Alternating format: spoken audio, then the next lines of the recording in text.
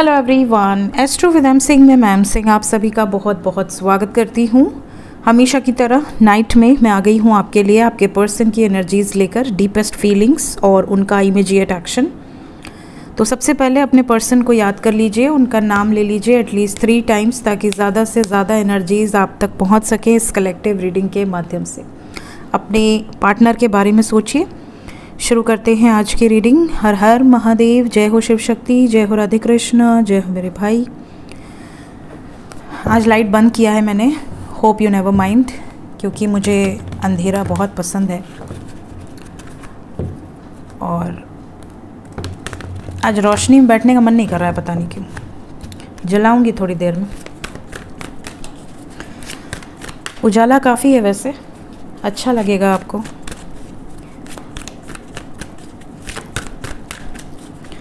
Please guide करें angels, deepest feelings. Romance reading है, romantic reading. अंधेरे में तो और ज़्यादा एनर्जी पावरफुल होती है। प्लीज़ गाइड करें deepest feelings right now.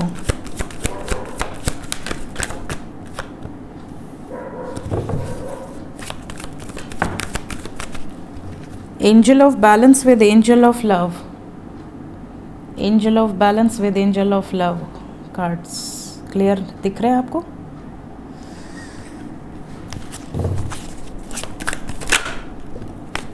Then we have community,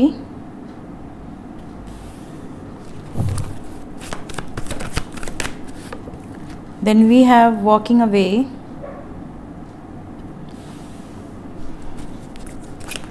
deepest feelings, door to value,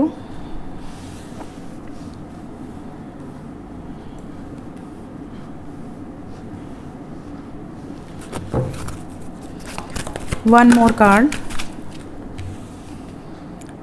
7th chakra. Bottom of the deck है man holding a coin.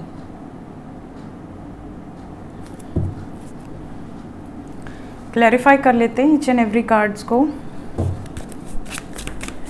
और क्लैरिफिकेशंस के बाद रीडिंग शुरू करेंगे। क्लैरिफाई करें एंजल्स।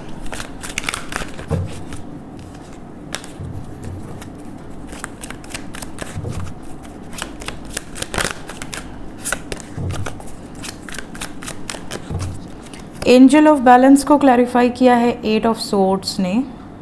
होप आपको कार्ड्स नज़र आए। एंजल ऑफ लव को क्लैरिफाई किया है नाइट ऑफ कप्स। कम्युनिटी को क्लैरिफाई किया है 10 ऑफ पेंटिकल्स। वॉकिंग अवे को क्लैरिफाई किया है king of pentacles. Door to value को क्लैरिफाई किया है 2 of cups. And bottom of the deck 7th chakra को क्लैरिफाई किया है द स्टार।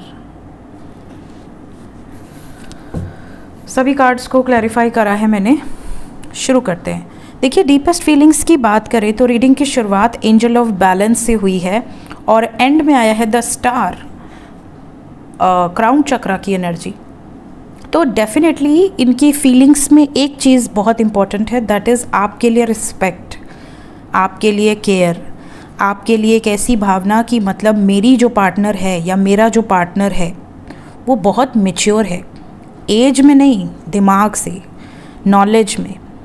इनको पता है कि मैं गलत डिसीजन ले सकता हूँ या ले सकती हूँ, या मैं इमेच्योर डिसीजन ले सकता हूँ, या मैं बहुत हड़बड़ी में आकर कई बार पैनिक हो जाता हूँ, या मैं बहुत जल्दी गुस्सा हो जाता हूँ या हो जाती हूँ, या फ्रस्ट्रेट हो जाता हूँ। बट मेरा जो पार्टनर है, मीन्स आप, वो बहुत डेडिकेटेड है, वो बहुत ज़्यादा नॉलेज रखता है या रखती है। उसे पता है सिचुएशंस को कैसे हैंडल करना है, किस सिचुएशन में कामली कैसे अपनी एनर्जीज़ को बैलेंस आउट करना है। तो ये चीज़ आपको भली भांति पता है और ये चीज़ आपके पार्टनर बहुत ज़्यादा अप्रिशिएट कर रहे हैं। साथ ही साथ इन्हें ये भी पता है कि आप प्यार के एंजल हो, मीन्स इनको ये कॉन्फिडेंस है कि ये आपको छोड़कर चले गए, या इन्होंने ब्रेकअप कर लिया, या इन्होंने अपने आप को कहीं और टाइम दिया, चाहे करियर में, चाहे अदर फैक्टर को इम्पोर्टेंस दी, आपको इम्पोर्टेंस नहीं दी, उसके बाद भी आपने कभी भी अपने प्यार में कमी नहीं आने दी। आपने हमेशा इन्हें उसी लेवल का प्यार किया, बल्कि और ज़्यादा प्यार किया। आपने इनके लिए प्रेयर्स की, आपने इनको मैनिफेस्ट किया, आपने इनके लिए बहुत जितना आपसे बन पड़ा आपने इनका पूरी तरह से रिस्पेक्ट किया, वेट किया। और आज के टाइम में time is very important, very precious. आपने इन्हें अपना कीमती समय दिया हमेशा, चाहे आप बिज़ी हो, चाहे आप कहीं भी कितना भी हार्ड वर्क कर रहे हो, बट आपने इनको कभी ये नहीं बोला होगा कि मेरे पास टाइम नहीं है, बाद में बात करते हैं। इन्होंने आपको हज़ारों बार बोला होगा ये बात। तो ये अंदर से, दिल से इनकी फीलिंग्स है कि मैं जानता हूँ या मैं जानती हूँ कि मेरा पार्टनर सिर्फ मेरा है। भले प्रॉब्लम कुछ भी हो, कम्युनिटी फैक्टर हो, थर्ड पार्टी फैक्टर हो, या तो आप किसी सिचुएशन में ट्रैप्ड हैं या वो किसी सिचुएशन में ट्रैप्ड हैं, इनको पता है कि जिस दिन ये वापस आएंगी या आएंगे अपने प्यार से भरा हुआ, अपने इमोशन से भरा हुआ कप लेकर, आप उस कप को डेफिनेटली एक्सेप्ट करोगे। आप इनकी फीलिंग्स को समझोगे, आप इनकी प्रॉब्लम्स को भी समझोगे। आप ये नहीं कहोगे कि अब तुम भाड़ में जाओ, मेरे से मतलब नहीं है, जब मैं बुला रही थी या मैं रो रही थी तब तुम कहाँ थे। आप ये नहीं कहोगे। इनको ऐसा बिलीव है। साथ ही साथ इनको ये भी पता है कि कम्युनिटी फैक्टर है या फैमिली की तरफ से इश्यूज़ हैं, फैमिली नहीं मान रही, या तो आपकी या तो इनकी, बट ये एक स्टेबल कमिटमेंट आपको देना चाहते हैं, ये आपको वैल्यू करना चाहते हैं, ये इस रिलेशनशिप को वैल्यू करना चाहते हैं। बिकॉज डोर टू वैल्यू को 2 ऑफ कप्स ने क्लैरिफाई किया है। समझ रहे हैं? कार्ड आप देख सकते हैं। इनकी जो ज़िंदगी है इसमें इन्होंने अपने लाइफ में पैसों को, प्रॉपर्टीज़ को, फैमिली को, अदर सिचुएशंस को, सबको प्रायोरिटाइज़ किया है। बट अब इनको समझ में आया है, अब इनका क्राउन चक्रा एक्टिवेट हुआ है कि इनकी लाइफ में सबसे इम्पॉर्टेंट तो आप हो, सबसे प्रेशियस आप हो, और ये आपको नहीं खो सकते। तो अब ये होपफुल हैं, होप की एनर्जी है, अब ये होपफुल हैं कि आगे जाके चीज़ें सुधर जाएंगी। और सिर्फ सुधरेंगी नहीं, ये आपको एक सॉलिड कमिटमेंट देना चाहते हैं। उन सभी लोगों से दूरी बनेगी जो लोग आप दोनों के बीच में आ रहे थे। ये इस टाइम पीरियड में बहुत ज़्यादा आपके बारे में सोच रहे हैं, और ये इवन आपका इंतज़ार भी कर रहे हैं। इनको ऐसा लग रहा है कि आप आओगे हमेशा की तरह। कई बार ये कंफ्यूज भी हो रहे हैं कि आप क्यों नहीं आ रहे हो। क्या आपके मन में कोई चीज़ घर कर गई है? कहीं ऐसा तो नहीं कि आपने इनको छोड़ने का डिसीजन लिया है? ये गलत तो नहीं सोच रहे कि आप इनको कभी नहीं छोड़ोगे? इनके मन में कई बार शक भी आता है, लेकिन इनको ये पता है कि आपके साथ कुछ ना कुछ सोल कॉन्ट्रैक्ट है, और इसीलिए आपके साथ अटैचमेंट इतना स्ट्रॉन्ग है। केयर आप करते हो और करते रहोगे। इनको ये विश्वास है कि आपका प्यार इनके लिए बदलेगा नहीं। कई बार इनके मन में भ्रम ज़रूर आता है, बट दूर हो जाता है।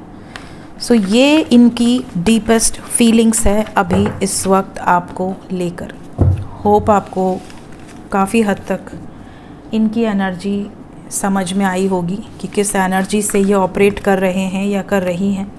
आज मॉर्निंग में बहुत हैवी एनर्जी थी, है ना? आज ही ना मैंने हैवी एनर्जी का हेडिंग डाला नहीं, बट आज ही हैवी थी शायद सुबह, इसीलिए मैंने जल्दी रीडिंग पोस्ट कर दी थी टैरो विद एम सिंह पे, और उसका नोटिफिकेशन भी नहीं गया।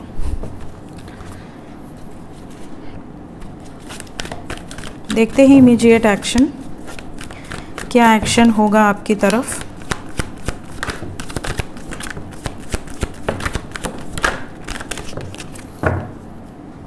हारमोनियस यूनियन नज़र आ रहा है बॉटम ऑफ द डेक से। पहले cards we have number 6, number 8, number 3, then we have number 5, then we have all major arcana. Clarify करेंगे कुछ कार्ड्स को। इमीडिएट एक्शन में क्यों आया है 3 ऑफ पेंटिकल्स?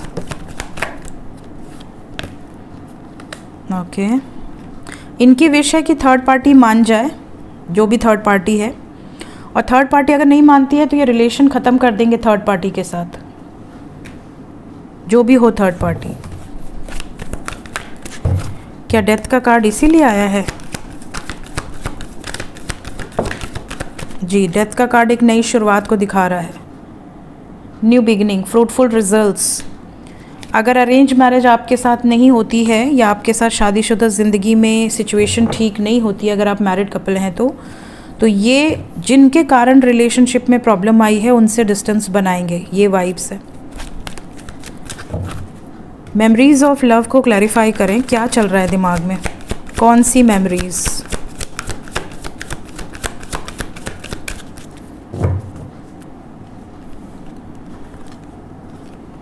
जितनी भी मेमोरीज़ आप दोनों ने एक साथ में सेलिब्रेट किए हैं, जो पल आपने एक दूसरे के साथ गुजारे हैं, अच्छे मोमेंट्स, उनको बहुत ज़्यादा मिस कर रहे हैं अकेले में। पॉजिटिव मूवमेंट को क्लैरिफाई करें, क्या इमीडिएट एक्शन में कुछ मूवमेंट्स नज़र आ रहे हैं?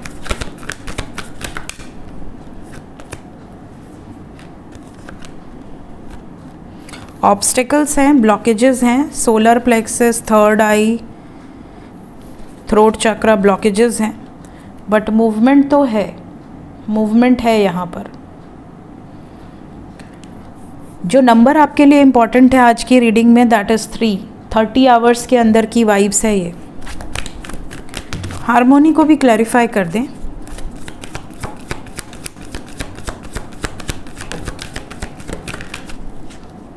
हार्मोनी को होप ने क्लैरिफाई किया है और मजिशियन ने, ये मैनिफेस्ट कर रहे हैं। देखिए इसमें पावर एनर्जी में बहुत ज़्यादा, अंधेरा कमरा है मेरा, बिल्कुल अंधेरा, यहाँ पे आप देख सकते हैं कितना अजीब सा एनर्जी है।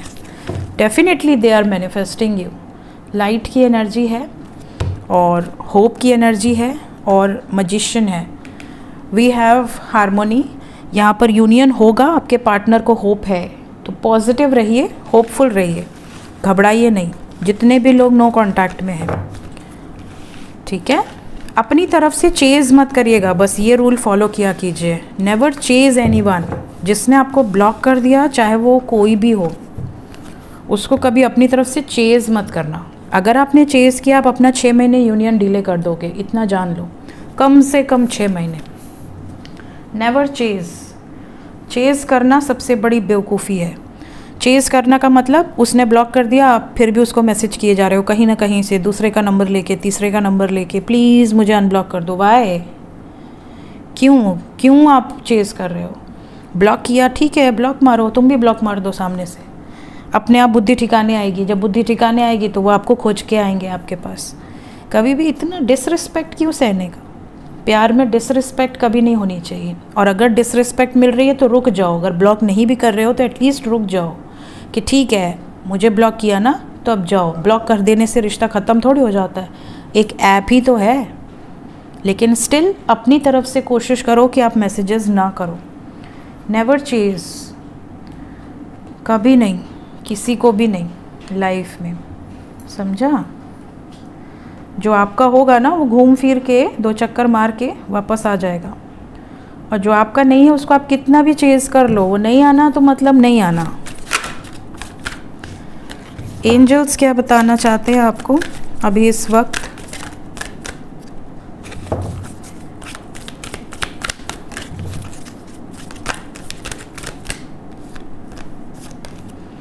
ग्रैटिट्यूड शो करो, जो भी होता है ना उसके लिए ग्रैटिट्यूड शो करो।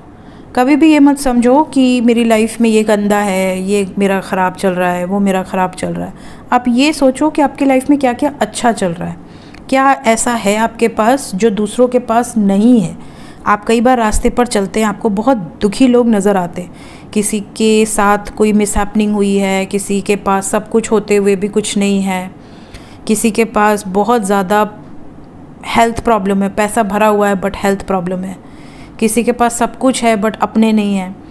तो आप ये देखो कि आपके पास क्या है, जो भी आपके पास है उसको काउंट करना सीखो, और उसके लिए भगवान को थैंक यू बोलना सीखो, ठीक है। तो ऑलवेज शो ग्रैटिट्यूड, जो भी आपकी ज़िंदगी में आपके साथ है, आपको मोटिवेट कर रहा है, आपको हेल्प कर रहा है, आपके दोस्त हो गए, आपके रिलेटिव हो गए, आपके अपने हो गए, ऑलवेज शो ग्रैटिट्यूड। ग्रैटिट्यूड पे करने से ना अपने आप बरकत होने लगती है।